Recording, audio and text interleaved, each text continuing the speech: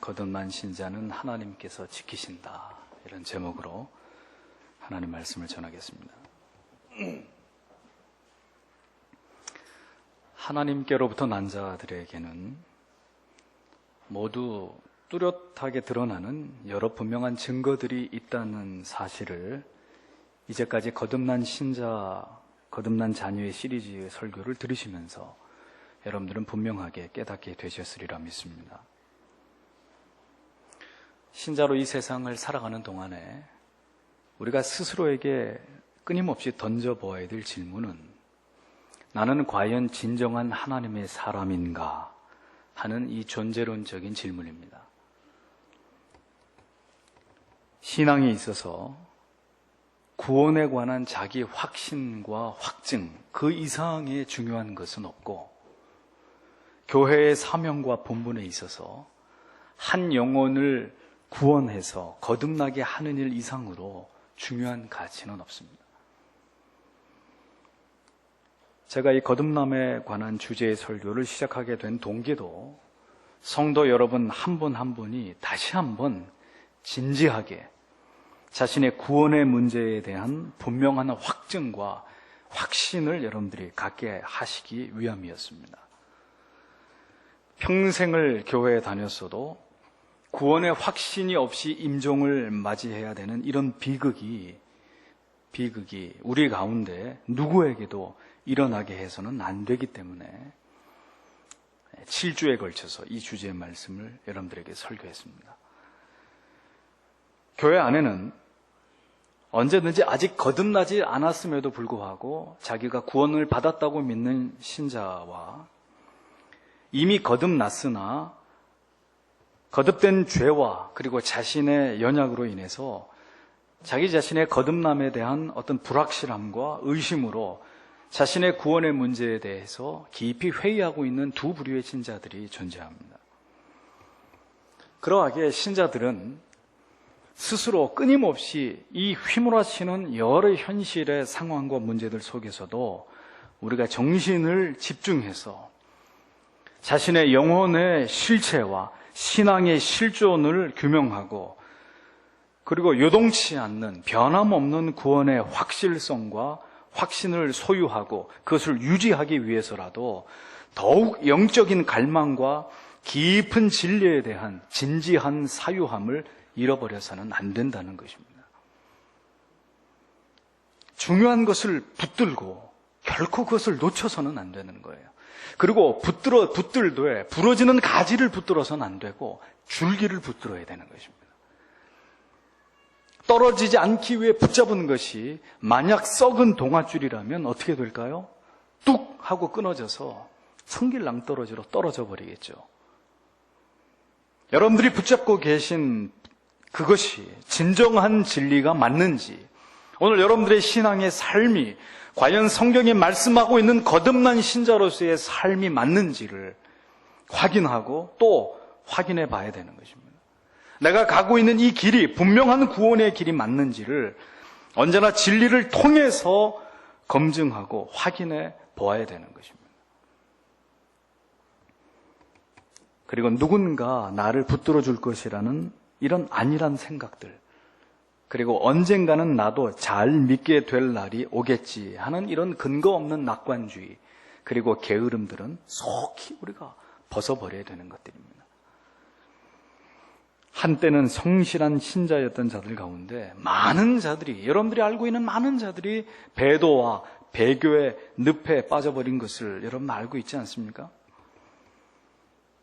불신자들이 자신의 영혼의 문제와 내세에 대해서 무관심으로 일관하는 그것은 얼마든지 있을 수 있는 일로 치부할 수 있지만, 신자들이, 성도들이 구원과 영생과 천국에 대한 확실성보다 이 세상에 더 중요한 것을 없음을 분명하게 알고 있는 사람들이 이와 직관된 자신의 영혼의 상태에 대해서 그저 무관심으로 일관하고 있는 이런 현상은 결코 이해할 수 없는 신앙의 위기 상황에 대한 심각한 영적인 불감증이란 말입니다.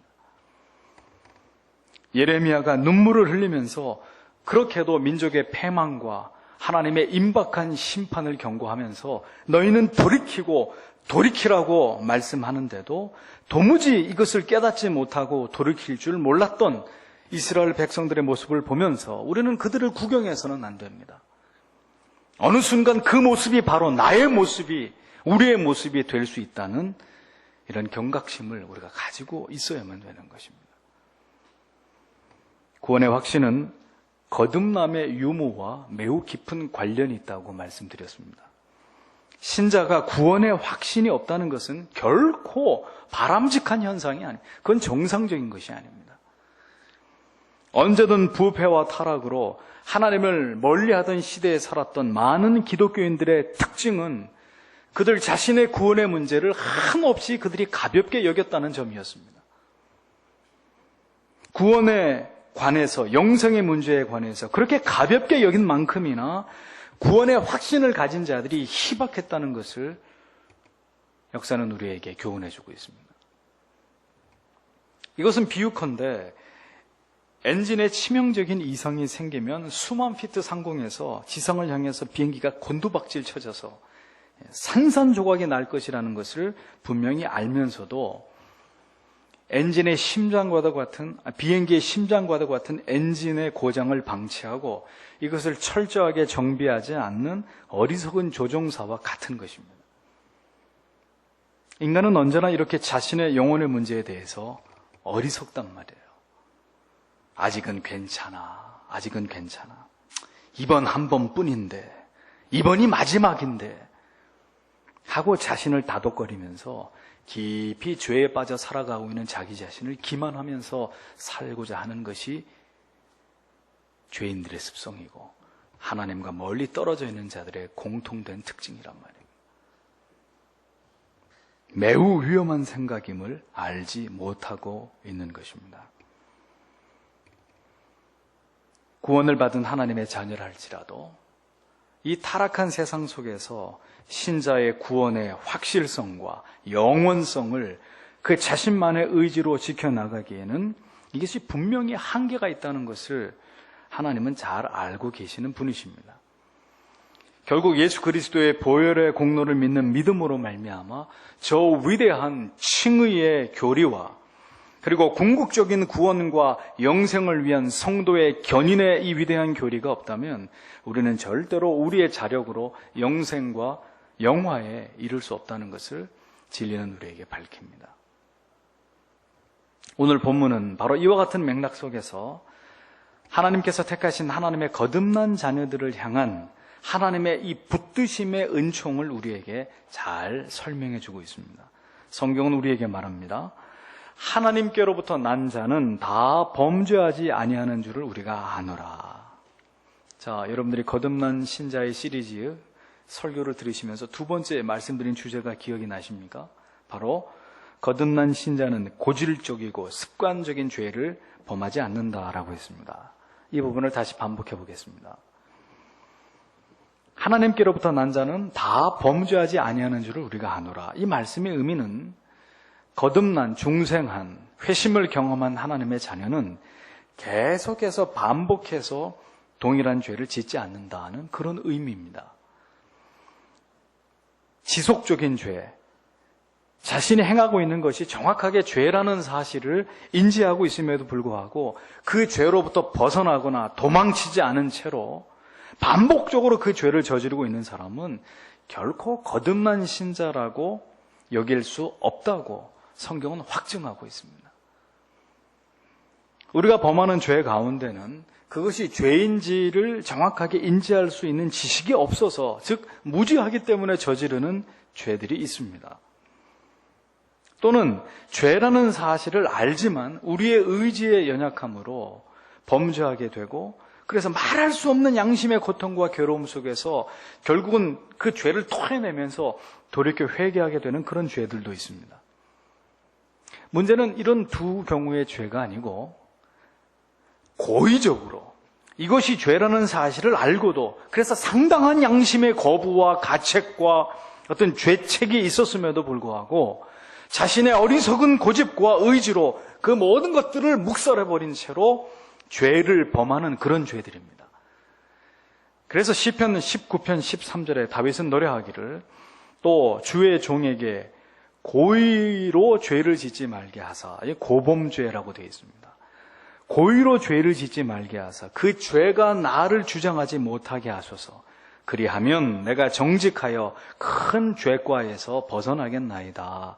이렇게 말하고 있습니다. 원문에는 이 고범죄들, 고의적인 죄들, 이렇게 복수를 취하고 있는 것을 볼 수 있습니다. 여기서 고의적인 죄들이란 더 정확하게 번역을 하면 계획되어진 죄들. 영어 성경에서는 willful sins 이렇게 되어 있습니다. 계획되어진 죄들. 분명한 내 의지를 가지고 이렇게 죄를 지으려고 아주 치밀하게 계획을 해서 그래서 저질러지는 죄를 의미합니다. 일반 범죄에 대한 어떤 일반적 법적인 해석에서도 그 범죄가 우발적으로 저지러진 죄냐 아니면 계획된 죄냐에 따라서 그 죄질에 대한 법리적인 해석과 적용과 법 적용과 판결이 달라지지 않습니까? 민수기 35장 그리고 여호수아 20장에 각각 기록되어 있는 하나님께서 정하신 도피성의 제도를 보십시오. 바로 부지 중에 실수로 죄를 범한 자들의, 사람을 살인한 자들의 그 생명을 보호하기 위해서 하나님께서 자비와 긍휼하심 속으로 만들어 놓으신 제도가 바로 도피성의 제도가 아닙니까?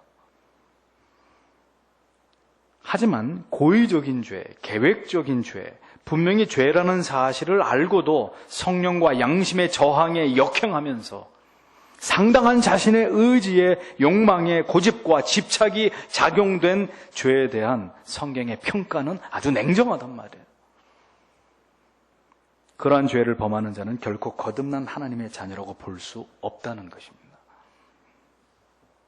그러한 범죄가 행해질 때 곧 우리는 그러한 죄를 짓고 있는 내 자신과 그리고 타인을 바라보면서 우리가 내릴 수 있는 결론은 나는 혹은 저 사람은 아직 거듭난 하나님의 자녀가 아니구나 하는 결론입니다. 스스로 목숨을 끊는 사람이 스스로에게 회개할 수 있는 모든 기회를 자신에게 박탈함으로써 결국 자신은 택함을 받은 하나님의 자녀가 아니라는 것을 스스로 증명하듯이 고의적으로 계획적으로 현저한 죄를 지속적으로 범하는 사람은 스스로 나는 하나님의 거듭난 자녀가 아니요 라는 사실을 증명하고 있는 사람이라는 겁니다. 선택과 유기의 교리는 칼날 같은 명확함을 보여줍니다.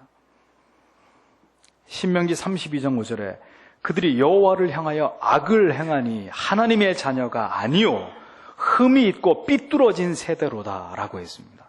요한일서 3장 10절에도 이러므로 하나님의 자녀들과 마귀의 자녀들이 드러나나니 무릇 이를 행하지 아니하는 자나 또는 그 형제를 사랑하지 아니하는 자는 하나님께 속하지 아니하니라 라고 말씀하고 있습니다. 성경은 성도들의 반복적인 계획되어진 죄의 문제를 이렇게 다루고 있습니다. 그는 결코 거듭난 하나님의 자녀로 신자로 보기 어렵다는 것입니다. 우리는 이러한 교리를 통해서 교회 안에 있으나 아직 거듭나지 않은 자들의 정체를 분별할 수 있는 것입니다. 이런 말씀을 들을 때 저는 성령께서 여러 성도님들의 영혼 가운데 이 진리에 근거한 준엄한 하나님의 심판에 대한 두려움이 여러분 마음속에 일어나게 되기를 저는 바랍니다. 이 설교는 절대로 편안한 마음으로, 적어도 이 거듭난 신자의 시리즈의 설교는 여러분들에게 위로와 위안을 드리려고 하는 설교가 아닙니다. 편안한 마음으로 들을 수 있는 설교가 아닙니다. 두렵고 떨리는 마음으로 거듭난 자나 거듭나지 않은 자나 매우 신중하게 자신의 영혼의 문제를 다루는 이 진리의 무거운 주제들을 자신의 영혼에 잘 새겨 넣어야 되는 거예요. 성경은 어디에도 자신의 영혼의 거듭남의 유무를 확인하지 않은 채로 그냥 교회만 열심히 다니고 교회가 시키는 대로만 봉사하고 목사가 요구하는 대로만 열심히 헌금하고 헌신만 한다고 해서 천국에 들어갈 수 있다고 결코 진리는 말씀하고 있지 않습니다. 교회를 오래 다닌 것과는 전혀 무관하게 거듭남의 확신이 있거나 없거나 둘 중에 하나일 뿐이라는 거예요. 구원받았음에 대한 분명한 확신을 지속하고 있거나 아니면 이미 불변의 구원이 자신에게 이미 확증되었음에도 불구하고 자신은 아직 구원을 받지 못했거나 구원에 대한 확신이 흔들리고 있는 신자들이 오늘도 교회 안에 공존하고 있을 따름인 것입니다. 자, 그렇다면 이제 고의적이고 그리고 계획적으로 계속 죄를 범하고 있는 아직 거듭나지 않은 사람들은 이제 제외하고 이제 얘기하려고 하는 주제는 분명히 거듭난 하나님의 자녀임에도 불구하고 구원의 확신이 흔들리거나 아직 확신을 갖고 있지 못한 성도들에 관해서 이제 생각해 보려고 합니다. 자, 왜 이런 구원의 확신에 대한 회의와 의심의 문제가 이미 거듭난 신자의 영혼의 내면 속에서도 때때로 존재하는 것일까요? 그것은 바로 중요한 얘기입니다. 이 얘기는 정말 중요한 얘기예요. 그 이유는 바로 거듭난 신자임에도 불구하고 성화를 향한 중단 없는 전진에 있어서 요구되는 죄 죽임에 대한 철저한 필요를 깊이 인식하지 못한 채로 신앙생활을 하고 있기 때문입니다.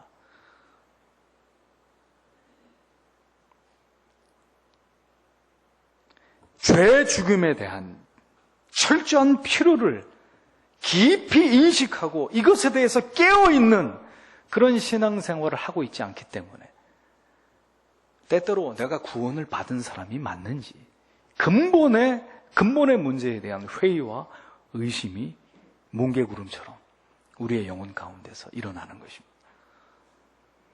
구원받은 이후의 신자의 내면에 잔존하는 그리고 삶 속에서 행해지는 이 자범죄의 퇴치의 책임을, 회개의 책임을 하나님께서는 누구의 의지에 맡겨두신다고 했습니까?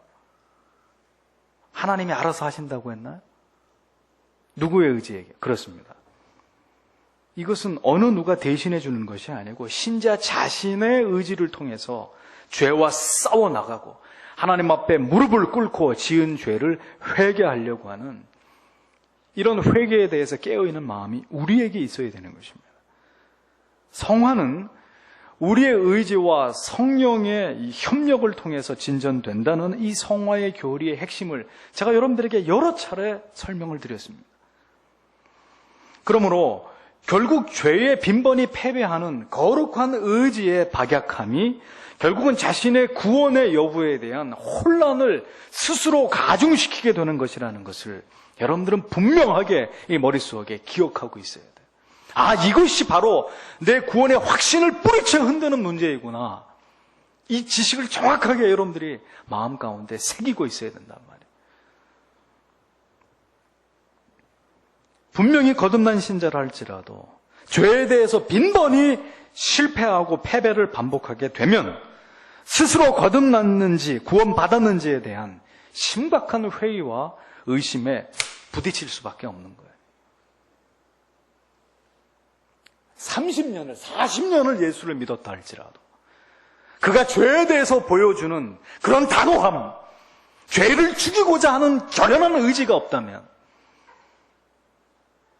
그 사람의 영혼은 언제든 구원과 그리고 구원받지 않음에 대해서 항상 이 둘 사이를 시계추처럼 왔다 갔다 하면서 회의하고 의심하고 괴로워하는 그런 일들이 지루하게 반복되는 거예요. 신자의 구원은 불변의 것이지만 신자의 영혼의 내면에 존재해야 되는 구원의 확신은 기억하십시오. 가변적인 것입니다. 이 말뜻을 이해하시겠습니까? 다시, 신자의 구원은 불변의 것이지만 신자의 영혼의 내면에 존재해 있어야 되는 이 구원의 확신, 내 마음에 느끼는 구원의 확신은 우리가 죄에 대해서, 세상에 대해서 우리가 어떤 삶을 살아가고 있느냐에 따라서 가변적일 수 있다는 거예요. 신자 안에 세워지는 구원의 확신은 지속적으로 그리고 반복적으로 이렇게 인을 쳐주시는 성령의 역사에 의해서만 유지되는 것입니다. 그런데 이때 신자가 성화에 진력하면서 깨어 있어서 경건에 진력함으로 죄의 유혹과 더불어서 치열하게 싸우면서 의를 행하는 그런 삶을 살아가고 있지 않을 때는 성령은 그의 영혼 속에서 지속적인 구원의 확신에 대한 그 인치심의 그 사역을 거두어 버리시는 거예요. 예컨대 이것은 마치 지금 내가 초행길을 가고 있는데 초행길을 가는데 길을 모르니까 저 같은 길치는 내비게이션을 많이 의존을 합니다. 고속도로를 타고 내비게이션에 따라서 쫙 달리는데 갑자기 내비게이션이 먹통이 돼버리는 거예요. 그러면 저처럼 길을 모르는 사람들은 순간적으로 당황하면서 이 톨게이트에서 지금 빠져나가야 되는 건지 아니면 더 가야 되는 건지 뭐 어디서 어떻게 나가야 되는 건지 순식간에 혼란에 빠지겠죠. 이게 어떻게 지금 그러면 목적지를 찾아가야 될지에 대해서 굉장히 당황하게 될 것입니다. 똑같단 말이에요. 여러분들의 신앙에서도 여러분들이 진리를 붙들고 성화에 진력하면서 그리고 죄의 문제에 대해서 매우 민감하게 이것을 다루며 여러분들이 성화의 경건에 진력하지 않으면 성령께서 빵 하고 너는 바른 길을 가고 있어. 너는 내 사랑하는 아들이야. 너는 내 사랑하는 딸이야. 내가 너희를 지키고 있다. 함께하고 있다. 이런 성령 하나님의 우리의 마음에 던져주시는 메시지들이 어느 순간 사라져버리는 거죠. 내비게이션이 앞으로 100m 앞에서 우회전입니다. 좌회전입니다. 가르쳐줘야 길을 안전하게 끝까지 찾아갈 수 있는데 목통이 돼버린 것처럼 하나님도 더 이상 여러분들의 영혼 가운데 아무 말씀을 하시지 않는 네 마음대로 살아라 이제. 네가 언제 내 말에 귀를 기울인 적이 있었느냐. 네가 언제 내가 그토록 싫어하는 죄의 문제에 대해서 네가 그렇게 그 문제를 붙들고 고뇌하고 괴로워하고 갈등하고 그 죄를 토해내려고 하는 그런 나를 향한 사랑에서 비롯된 경건함을 나에게 보였느냐. 언제나 네 멋대로 생각하고 네 멋대로 살아가고 네 멋대로 행동하는 너, 사랑하는 내 자녀이긴 하다만 나는 더 이상 내게 아무 말도 하지 않을 것이다. 성령의 인치심을 거두신단 말이에요. 그러면 성도의 영혼은 어떻게 됩니까? 싸늘하게 식어져가는 거예요. 아무런 은혜도 감격도 기쁨도 눈물도 없이 그저 신앙의 형식과 습관을 따라서 오늘도 주일이냐? 교회 가야지. 죽어있는 신앙의 상태가 될 수밖에 없는 것입니다. 성령의 인치심과 진리의 감화를 통한 그 영혼의 인도하심이 그에게서 거두어졌기 때문에 하나님은 고의적으로 그를 흑암 가운데 던져두는 거예요. 그가 그러한 삶을 자초했기 때문에. 그 결과가 바로 그러한 영적으로 게으르고 나태하고 불순종하는 삶을 살아온 신자로 하여금 구원의 확신에 대한 의심과 회의로 끝없는 추락과 침체에 떨어지게 하는 직접적인 원인이 되는 것이라는 겁니다. 그래서 신자가 죄에 대해서 패배하고 있는 상황에서는 자신이 죄에 지는 것은 불순종하고 은혜의 원리를 벗어났기 때문이라고 생각하지 못하고 이제 어떤 오해와 착각을 하게 되느냐면은 자신이 아직 거듭나지 않았기 때문이라고 생각하는 이 사고의 혼란에 빠지게 되는 거예요. 이제 이해가 되시죠? 거듭나지 않은 사람이 아닌데 분명히 거듭난 사람인데도 자기가 진리에서 떠나서 죄 가운데 세상 가운데 흘러 살아가고 있기 때문에 내가 하나님의 은혜에서 벗어났구나. 진리에서 멀어졌구나. 내 삶이 하나님과 상당히 거리를 두고 떨어져 있구나. 이렇게 생각하지 못하고 나는 구원받은 하나님의 자녀가 아니구나. 이렇게 오해하게 된단 말이에요. 그러면 거듭난 신자임에도 불구하고 왜 이러한 구원에 대한 심각한 의심과 회의, 구원의 확실성에 대한 혼란이 우리를 괴롭히는지를 생각해 봐야 됩니다. 이 교리적인 것을 지금 이 시간에 다 다룰 수는 없고 대략적으로 몇 가지만 그 이유를 설명하자면 다음과 같습니다. 첫째는 바로 신자의 무지 때문입니다. 무지.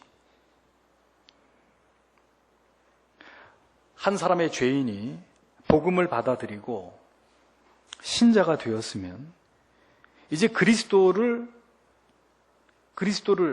인격적으로 이 기록된 진리의 말씀 안에서 이 말씀을 통해서 지성적으로 성삼위 하나님을 만나는 그런 생생한 체험이 수반돼야 됩니다.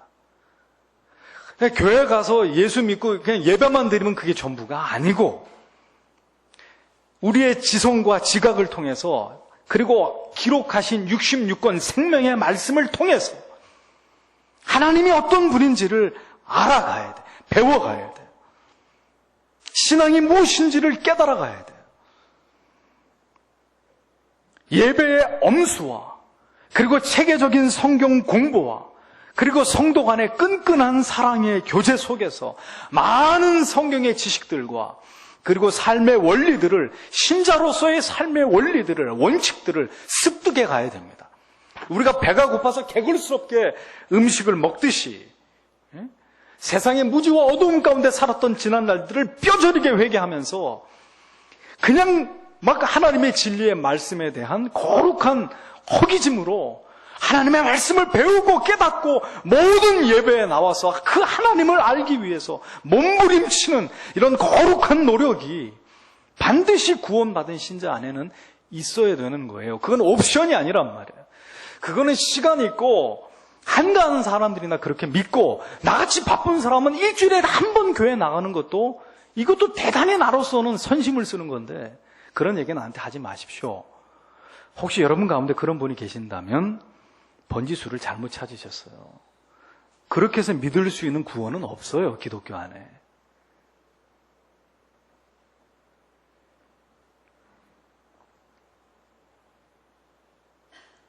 구원을 얻은 하나님의 자녀다운 삶을 배우고 익히고 그래서 자라가야 되는 거예요. 자라가야 되는 거예요. 바울이 여러 서신서들을 통해서 구체적인 삶의 원리와 실천적인 지침을 그렇게 빼곡하게 기록한 이유가 바로 이 때문이 아니겠습니까? 은혜를 경험하시고 감정적 흥분이나 뜨거움이 아니라 진리가 내 영혼에 꽉 하고 부딪혀올 때 내 심령이 쪼개어지고 무너지면서 그 하나님의 말씀이 내 영혼을 가르고 들어올 때 그때 느껴지는 그 하나님의 말씀을 통한 감화와 어떤 그 감동의 은혜가 언제나 내 영혼을 깨우는 방편이 되게 해야 되는 거예요. 살아있게 만드는, 하나님을 추구하게 만드는, 거룩한 삶을 살아가게 만드는 영적인 자양분이 되게 해야 되는 거예요. 그런데 어떤 신자가 교회는 다니고 있다 할지라도 기독교의 진리에 대한 지식적인 이해가 전혀 없거나 희박한 상태라면 진리를 통한 진정한 은혜의 감화를 맛보지 못하고 있다면 그러면 무엇을 가지고 세상에 나가서 믿음시키면서 싸우고 그래서 승리하는 그런 체험들을 할 수 있겠습니까? 그것이 가능하다고 생각하십니까? 그러니 교회를 다니면서도 늘 자신의 거듭남과 구원을 받았는지의 여부에 대한 혼란을 느끼게 되고 뭘 예수 믿으면은 다 잘 돼야 되는 것은 아니지만 그렇게 긴 세월 예수를 믿었는데도 여전히 많은 문제들 속에 쌓여서 용신언을 할 수 없는 이런 상황이 지루하게 계속 반복되는 것은 그러한 신앙에서 비롯되는 당연한 귀결이란 말이에요. 그래서 신앙의 무지는 이렇게 무서운 것입니다. 둘째는 잘못된 성화의 교리를 붙잡았기 때문입니다. 그래서 여러분들이 자주 의심과 회의에 넘어집니다. 이것은 바로 복음에 대한 분명한 체험이 있고 회심의 경험이 있음에도 불구하고 앞에서 밝힌 대로 성화의 교리의 전부라고 해도 과언이 아닌 죄 죽임의 실천, 회개의 실천을 소홀히 하거나 혹은 실천하지 않고 부도덕하고 정직하지 않은 세상에서의 그저 무지무각한 삶을 살아왔기 때문에 어느 순간에 구원의 뿌리가 뒤흔들리는 그런 위기를 맞이하게 되는 것이라는 겁니다. 거듭난 신자라 할지라도 교리에 대한 지식이 없거나 보다 분명한 하나님의 뜻에 대한 이해를 통해서 죄 죽임의 실천의 필요를 모르고 살아간다면 역시 동일하게 간헐적으로 영혼의 깊은 내면에서 들려오는 구원의 확신에 대한 어떤 회의적인 의심과 불안과 혼란을 절대로 잠재울 수 없는 거예요. 성도 여러분, 그래서 열렬히 신앙을 붙들고 사는 것만큼 구원의 확신은 우리 안에 더 깊이 뿌리 내리게 되고 그 구원의 확신은 우리 안에 더 강화되는 거예요. 강화되는 거예요. 그래서 마지막 순간에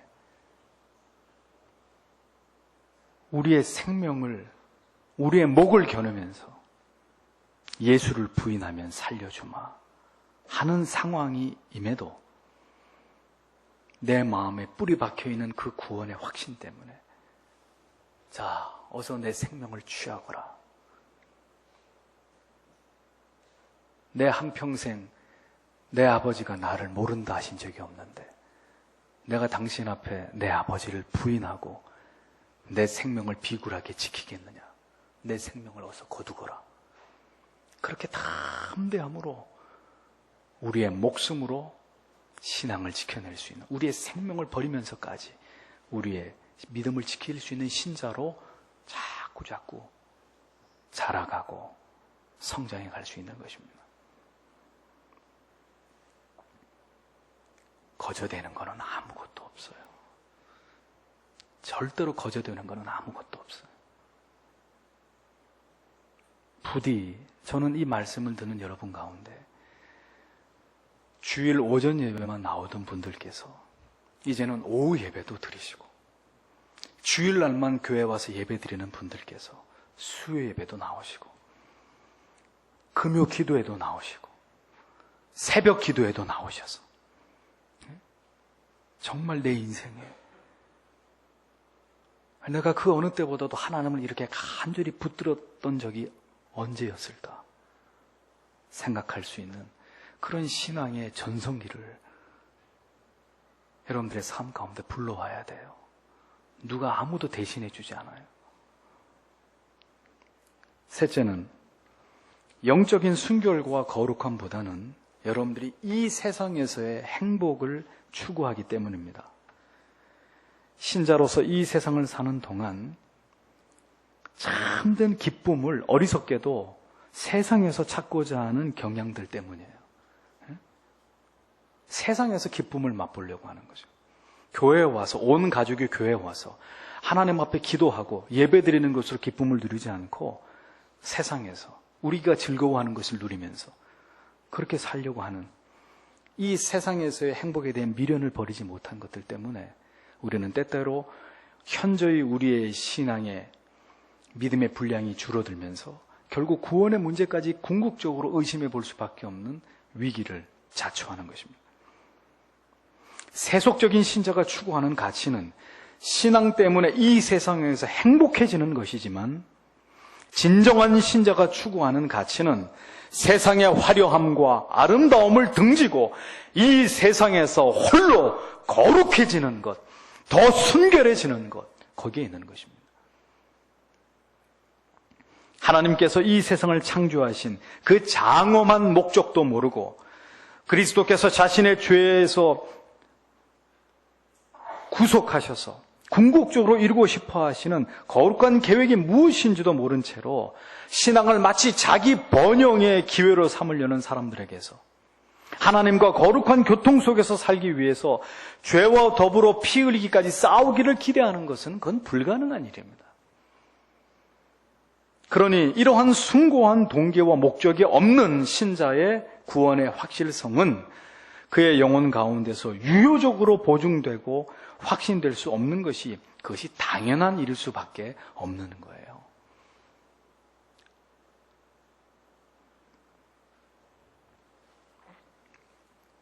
세상에서 살아가시되 더 거룩하고 더 순결한 삶을 살기 위해서 여러분들이 노력하실 때만이 그러한 성도들의 마음 깊은 속에서 음성이 들려오는 거죠.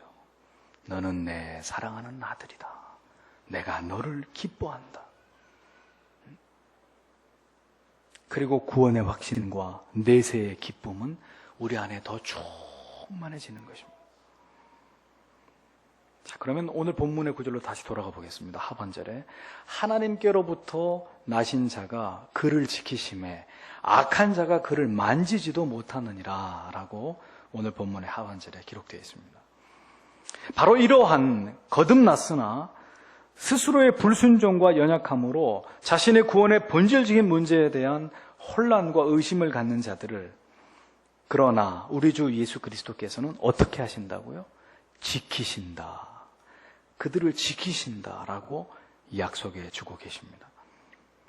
거듭난 자, 하나님의 자녀라 할지라도 그의 영혼 가운데 일어날 수 있는 죄의 치명적인 유혹과 그로 인한 범죄와 타락, 그리고 하나님을 향한 불순종과 은혜 주심의 방편에 대한 거절과 그리고 신앙의 자리를 떠남에, 이런 모든 영적인 권태의 상황에 대해서 주님께서는 결코 이러한 신자의 영혼의 상태를 수수방관하시거나 그것을 간과하시는 분이 결코 아니라고 하나님은 오늘 말씀을 통해 거듭난 하나님의 자녀들에게 분명하게 약속해 주고 계십니다.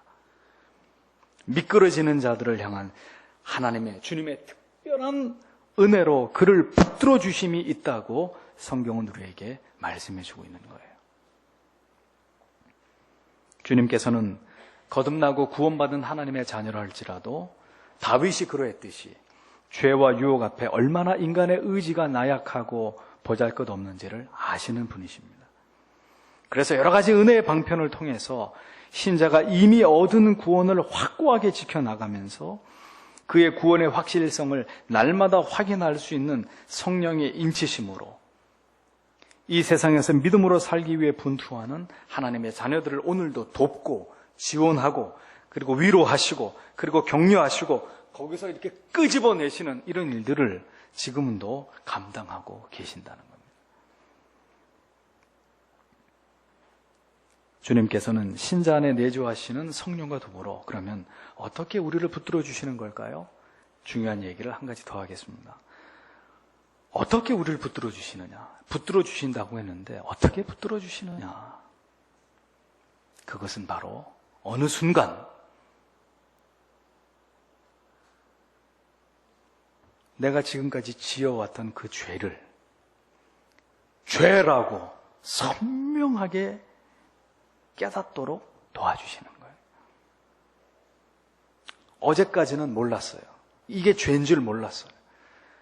죄인 줄 알았어도 그냥 이렇게 묵살하면서 얼마든지 그 죄를 짓는데 그다지 큰 불편함이 없었어요. 그런데 하나님이 이제 그 영혼을 붙들어서 더 이상 그 가운데 두어서는 안 되겠다라고 하나님이 마음 먹으시면 어떤 작용을 통해 그를 깨우시느냐? 죄를 죄라고 분명하게 인식하게 만들어 주신단 말이에요. 강력한 양심의 저항과 깨달음을 통해서 우리에게 접근하려는 혹은 이미 침투에 들어와 있는 죄의 정체를 탄로나게 하고 이것을 폭로시켜 버리시는 거예요. 그것이 죄다라고 우리에게 분명하게 깨닫게 해주시는 것입니다. 더 이상 그 문제를 간과하지 않으시고 이 골물대로 골문 것을 툭 이렇게 쑤셔가지고 그 골문 것을 팍 하고 터뜨려 버리듯이 하나님이 그것을 터뜨려 버리시는 거예요. 발각되고 드러나게 해서 하루아침에 때로는 모든 부와 명예와 어떤 권력까지를 송두리째 다 잃어버리게 되는 이런 일들을 하나님이 터뜨려 버리십니다. 때때로 나만 알도록 내 내면 안에서 죄가 죄인 것으로 정확하게 깨닫게 하시는 그런 하나님의 역사도 있지만 그 문제가 너무 큰 문제라면 하나님은 그것을 그냥 터뜨려 버리세요. 그렇게 하시는 이유가 무엇일까요? 이제 그만 죄를 깨닫고 그 죄로부터 벗어나도록, 그리고 그 죄와 더불어서 치열하게 싸우도록 하나님이 그렇게 만들기 위해서 그 죄를 터뜨려 버리는 거예요. 성도 여러분, 단지 갈등만 하고 있다고 해서 죄를 물리칠 수 있을까요? 불가능합니다. 죄와 싸우기 위해서 구체적이고 즉각적인 행동이 뒤따라야 되는 거예요. 그래서 죄를 터뜨리셔서 그렇게 해서라도 그 죄의 문제를 이제 수습해 나가도록 하십니다. 그래서 여러분, 오랫동안 수년 동안 경찰을 피해서 이렇게 도망 다니던 어떤 범죄자가 마침내 어느 날 체포가 됐어요. 체포가 됐을 때 그 사람이 체포되는 그 순간에 무슨 말을 하는 줄 아세요? 네, 무슨 말을 할까요? 안 잡힐 수 있었는데 결국 잡혔군. 그게 아니고 그렇게 수없이 많은 날을 도망치고 그 두려움 속에서 언제 발각될까, 언제 잡힐까 두려워하던 사람이 경찰에게 딱 붙잡히면 그 사람들이 이런 말을 하는 거죠. 야, 이제 발 뻗고 자겠구나. 네? 이런 역설적인 말을 하는 거예요. 이제는 발 뻗고 자겠구나. 그렇듯이 숨기고 있을 때는 그렇게 고통스럽고 가책을 느끼고 이거는 아닌데 이렇게 웅크리고 있던 신자가 그 죄를 하나님께서 네 힘으로 도저히 안 되잖아. 감당 안 되지. 그래 하나님이 그 죄를 확 끄집어내면서 그것을 확 들춰내는 거예요. 그렇게 하셔서라도 하나님이 그를 다시 거기서부터 건져내시는 거죠. 회복시키시는 겁니다. 이것이 하나님의 사랑이고 은혜입니다. 그것을 통해서 그 영혼을 고치시는 거예요.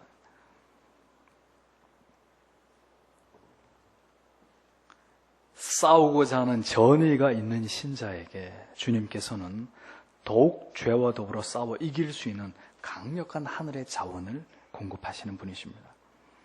여러분들이 진정으로 참된 신자로 살아가기를 갈망하면서 하나님의 은혜에 목마르고 매일의 삶 속에서 하나님과 동행하신다면 하나님께서는 반드시 여러분들의 영혼에 명민함을 주실 거예요. 명민함이라는 게 뭐예요? 철저하게 죄인지 죄가 아닌지를 구별하고 분별할 수 있는 지혜를 주셔서 하나님의 뜻대로 정확히 살아갈 수 있도록 하나님이 고도의 영적인 분별력을 주신단 말이에요. 왜냐하면 그 사람은 그렇게 살 사람이니까. 그것을 무엇보다도 간절히 원하고 있는 하나님의 자녀이니까. 그러니까 그렇게 될 때 신자는 어떻게 됩니까? 죄에 대한 민감함이 생깁니다. 어떠한 형태의 죄도 여러분들의 경건의 레이더에 포착이 되는 거예요. 하나님은 오늘도 여러분들의 영혼의 변화를 예의주시하고 계세요. 여러분들의 마음에 무엇에도 여러분들의 마음이 민감하게 반응하는지를 하나님은 다 알고 계십니다. 여러분들이 뭐에 더 민감하게 반응하는지, 하나님의 말씀인지 세속의 쾌락인지, 하나님을 위한 것인지 내 자신의 욕심을 위한 것인지 하나님은 다 보고 계세요. 순간적인 죄의 유혹, 욕정이 일어날 때 여러분들의 영혼이 어떻게 이것을 제어하기 위해서 신속하게 하나님을 향해서 움직이는지, 진리를 향해서 움직이는지 하나님은 다 지켜보고 계신단 말이에요. 그래서 도와주어야 할 자에게 하나님은 도움을 주시고 하나님의 눈을 교묘하게 피하면서 죄를 향해 더듬더듬 손을 내어 뻗는 순간에 하나님은 그것을 방치하시는 거예요. 다 보고 계시지만 그 죄가 범해지도록 허용하시는 거예요. 하지만 정확하게 포착하고 계세요. 아, 네 마음이 지금 이렇게 움직이고 있구나. 네 생각이 지금 이렇게 나에게서 멀어지고 있구나. 알고 계신단 말이에요. 다윗이 밧세바를 침실로 유혹할 때도 하나님께서는 이에 대해서 침묵하셨습니다. 모르셨을까요? 알고 계셨지만 이미 다윗의 마음이 죄의 유혹에 유린당한 채로 서서히 하나님으로부터 멀어져 가고 있음을 아셨기 때문에 하나님은 그에 대해서 침묵하셨다는 거예요. 요셉은 같은 상황에서 그의 마음을 어떻게 제어했습니까? 그 옷을 벗어 던지면서까지 그 자리를 떠났습니다. 하나님께서는 그 내면에서 일어나고 있었던 내가 어찌 하나님 앞에서 득죄하겠습니까?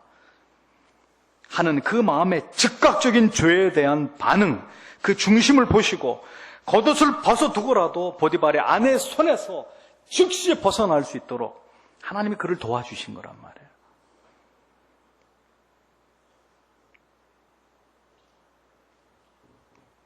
여러분, 전쟁에서 반드시 이기고자 하는 장수는 평상시에 뭘 하겠습니까? 장기나 바둑이나 두고 놀겠습니까? 여자들하고 같이 술이나 먹으면서 세월호 내월호 할까요? 아니죠. 역사 속에서 발발했던 여러 전쟁의 역사들을 연구할 것입니다. 그 전쟁의 기록들을 통해서 어떤 병법, 전략 이런 것에 관한 연구에 몰두할 것입니다. 그 속에서 반드시 적을 꺾어야 말 어떤 필승의 전략을 짜고 전술을 세워나가겠죠. 성도도 마찬가지입니다. 죄를 보다 효과적으로 죽이고 마귀의 유혹에 대적하기 위해서는 이 가장 효과적인 영적 전투의 방법에 대한 탐구가 필요하단 말이에요. 죄에 대한 관심이 높아가고 있는 것은 이렇게 죄에 대해서 점점 더 여러분들이 하나님의 말씀을 통해 무언가를 알려고 하는 이런 노력들이 여러분들 안에 배가 되고 있다는 것은 여러분들의 영혼이 청정지옥으로 옮겨가고 있다는 청신호란 말이죠. 죄에 대해서 뭔가 더 뚜렷하고 분명한 것을 알고자 하는 마음이 생기고 있다는 거. 또 죄 얘기냐 하고 그걸 듣기 싫어하는 사람은 그 반대편에 있는 사람이고, 어떻게 해서든지 죄를 죽이는 길, 거룩하고 순결한 영적인 삶을 사는 길에 대해서 지대한 관심을 갖고 있는 성도들은 점점 더 그리스도를 향해, 하나님을 향해 다가가고 있는 사람들. 교회 지금 청년들이 죄와 은혜의 지배라는 책을 읽고 있어요. 너무너무 귀한 일입니다. 우리 집사님들 분발하셔야 돼요. 분발하셔야 돼요. 죄를 반드시 죽이고자 하는 이 죄에 대한 경건한 살의가 부족할 때 이는 곧 무사안일로 패배를 부르고 마는 것입니다. 모든 싸움을 승리로 이끌기 위해서는 반드시 더 많은 정보가 필요합니다. 마찬가지예요. 영적인 싸움에서 여러분들이 승리하시려면 더 많은 영적인 지혜와 지식이 필요합니다. 필요합니다. 제 말이 틀렸나요? 또 임상적인 체험과 증거가 필요합니다. 하나님은 바로 이와 같은 동기와 목적을 성도가, 신자가 진리의 말씀을 마음에 품게 될 때 그 일들을 도와주신단 말이에요. 눈을 열어서 보게 하시고, 듣게 하시고, 깨닫게 하시고, 그리고 삶의 현장에서 정말 그런 일들을 체험하도록 역사하십니다. 자주 적이 출몰하는 지역을 알려주시고, 그들을 깨트릴 전술이 무엇인지를 깨닫게 해주시고, 그 배후에 어떤 목적이 있는지, 어떤 전략으로 적을 물리칠 수 있는지를 때마다 시마다 하나님은 알려주신단 말이에요. 모든 노력을 다해도 분명한 것은 신자 자신의 의지와 노력, 단호한 결의만으로는 결코 죄를 이길 수 없음을 하나님이 알고 계십니다. 그러하기에 하나님은 오늘도 그러한 하나님의 백성들에게 무엇을 주세요? 은혜를 베푸시는 거예요. 은혜를. 나는 이길 수 없지만 하나님께서 나와 함께라면 충분히 이길 수 있음의 자신감과 용기로 하나님의 자녀들을 북돋아 주는 거예요. 무엇보다 이러한 전의를 지킬 수 있는 것은 열렬한 기도밖에 없다는 것을 하나님은 아시기 때문에 하나님은 또한 말씀의 깨달음에 이어서 기도의 영까지 그런 자들에게 부어서 맹렬하게 하나님 앞에 죄를 이기도록, 유혹을 이기도록 기도하도록 만들어주세요. 모든 깨어있기를 갈망하면서 경건한 삶을 살아가기 위한 분명한 삶의 목적이 있는 신자들은 한결같이 기도하기를 즐거워하고 기뻐하고 기도하는 것을 가장 중요하게 여겼던 이유가 바로 여기에 있는 것입니다. 하나님께서 그를 기도의 자리로 자꾸자꾸 불러주시기 때문이에요. 그 기도를 통해서 험악한 세상을 이길 힘과 눈물이 앞을 가리는 고난과 역경 속에서도 다시 털고 일어나서 교회 문을 열고 고난의 현실로 당당하게 다시 돌아갈 수 있는 힘을 하나님이 그에게 부어주시는 거예요. 용서하고 자신을 죽이고 불이익을 감당하게 하시고 주를 위한 모든 시험과 핍박과 궁핍을 이기도록 하나님이 그러한 자들을 꼭 붙들어 주시는 것입니다. 스스로 충분히 기도의 자리를 채우지 않을 경우 하나님은 때로는 고난을 통해서도 편안한 진 밖으로 나와서 회막에서 간절하게 기도하기를 요청하시는 그런 분이 바로 우리의 아버지 하나님이신 것입니다. 사랑하는 성도 여러분, 삼위의 하나님께서는 오늘도 우리를 도우십니다. 악한 자가 우리를 만지지도 못하게 하십니다. 하지만 그것을 간절히 원하는 신자의 영혼 안에서 그렇게 하십니다. 목사님, 저는 왜 자꾸 쓰러지는지 모르겠어요. 왜 교회 나가기 싫은지 모르겠어요. 이런 얘기 하지 마세요. 여러분들이 어떻게 살고 있는지를 보세요. 여러분들의 관심이 무엇을 향하고 있는지를 보시란 말입니다. 그것 때문에 말미암은 여러분 마음에 일어나는 변화들이지, 누가 여러분들을 그렇게 하도록 만들고 있는 것이 아니에요. 내 자신이 지금 잘못된 방향으로 가고 있기 때문에 내 영혼이 무너져 내리고 있는 것이란 말이에요.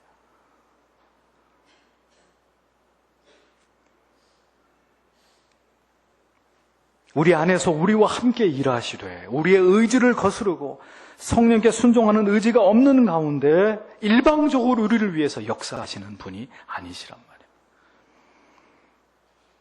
하나님은 그런 자를 악으로부터, 죄로부터 절대로 지키지 않습니다.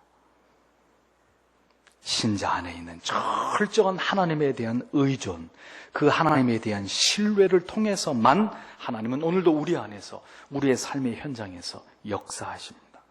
우리를 도우시고 지키시고 붙들어 주신단 말이에요. 적진에 침투하는 군인들을 보십시오. 첨단의 병기로 완전 무장을 하고, 그리고 모든 상황에 대비하면서 극도의 긴장감을 가지고 적진의 침투에 들어가죠. 우리는 우리 각자의 영혼이 지금 적진의 한복판에 있다는 사실을 늘 의식해야 합니다. 늘 경계하면서 깨어 있어서 겸손히 하나님의 도우심만을 바라면서 기도하면서 예배를 사모하면서 말씀을 깨닫고 공부하는 것을 기뻐하면서 우리가 그렇게 우리의 신앙의 삶을 살아가야 돼. 성경은 분명하게 약속해 주고 있습니다. 우리를 지키시고 악한 자가 만지지도 못하게 하실 것이다 라고 성경은 분명히 우리에게 약속하고 있습니다. 이 말씀을 분명하게 믿고 의지하는 자, 그는 거듭난 하나님의 자녀이며 이 진리의 말씀이 그의 삶 속에서 이루어짐을 체험하는 쾌거를 맛보게 될 자가 될 것입니다. 그렇게 거듭난 신자의 신자됨을 누리시면서 참된 구원의 확신 속에서 우리 주 아버지 하나님을 기쁨으로 섬기시는 거듭난 하나님의 모든 자녀들이 되시기를 주님의 이름으로 부탁드립니다. 기도하겠습니다.